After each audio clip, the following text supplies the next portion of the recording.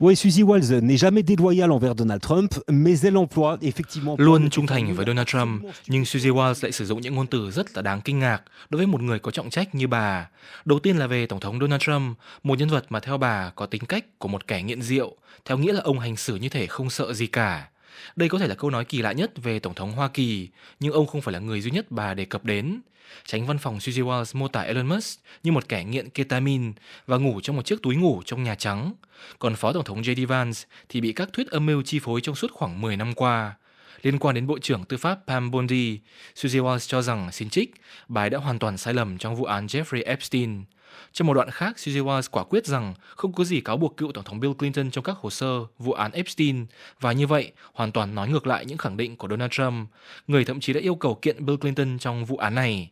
Tóm lại, bà Suzy Wiles đã phơi bày nhiều chuyện trong chính quyền Trump, như thể là toàn bộ phát ngôn mang tính chính thống của Nhà Trắng đã đều bị lật c'est un tẩy. véritable festival, comme si toute la langue de bois de la Maison Blanche avait sauté d'un seul coup.